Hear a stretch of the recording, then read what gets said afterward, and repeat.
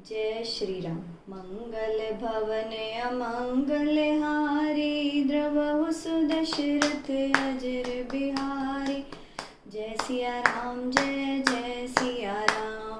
दीन दयाल बिरधु संभारी, हरऊ नाथ मम संकट भारी। जय सिया राम जय जय सिया राम।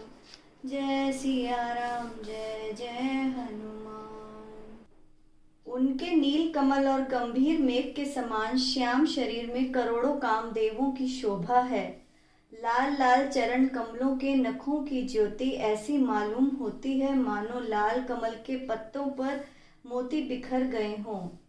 चरण तलों में व्रज ध्वजा और अंकुश के चिन्ह शोभायमान हैं। पैंजनी की ध्वनि सुनकर मुनियों का भी मन मोहित हो जाता है। कमर में करधनी और पेट पर 3 रेखाएं हैं तथा नाभि की गंभीरता को तो वही जान सकते हैं जिन्होंने उसे देखा है। अनेक आभूषणों से सुशोभित विशाल भुजाएं हैं। हृदय पर भाग के नख की निराली छटा है। छाती पर रत्न युक्त मणियों के हार की शोभा और ब्राह्मण के चरण चिन्हों को देखते ही मन ललचा जाता है। कंठ शंख के समान है और ठोड़ी अत्यंत सुंदर है। मुख पर असंख्य कामदेवों की छटा है। 2-2 सुंदर छोटे दांत हैं और लाल लाल ओंठ हैं। नासिका और तिलक के सौंदर्य का तो वर्णन ही कोई नहीं कर सकता। सुंदर कान और सुंदर गाल हैं। मधुर तोतले शब्द अत्यंत प्यारे लगते हैं। जन्म के समय के ही चिकने और घुंघराले बाल हैं जिन्हें माता ने अनेक प्रकार से संवार दिया है। शरीर पर पीला झबला पहनाया हुआ है। उनका घुटनों और हाथों के बल चलना मुझे अत्यंत प्यारा लगता है।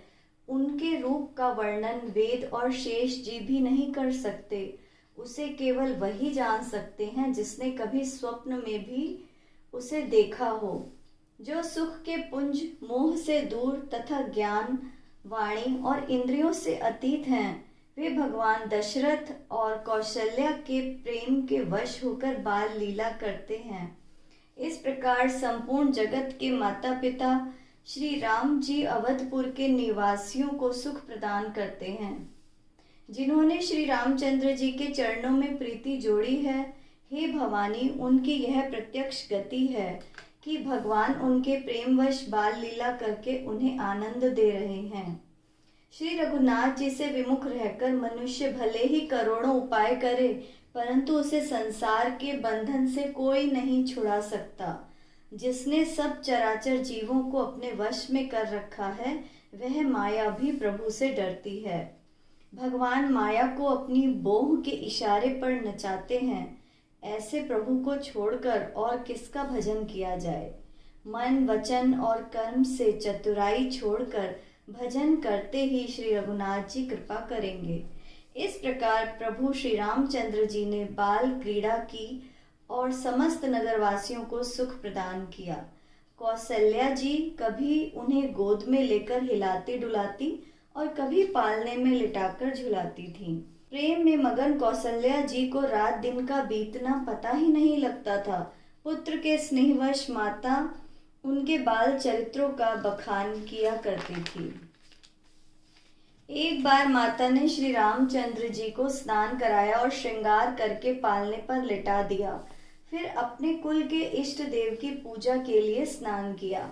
पूजा करके नैवेद्य चढ़ाया और स्वयं वहां गईं जहां रसोई बनाई गई थी। फिर वह पूजा के स्थान पर लौट आईं और वहां आने पर पुत्र को इष्ट देव पर चढ़ाए हुए नैवेद्य को खाते देखा। माता भयभीत होकर पुत्र के पास गईं तो वहां बालक को सोया हुआ देखा।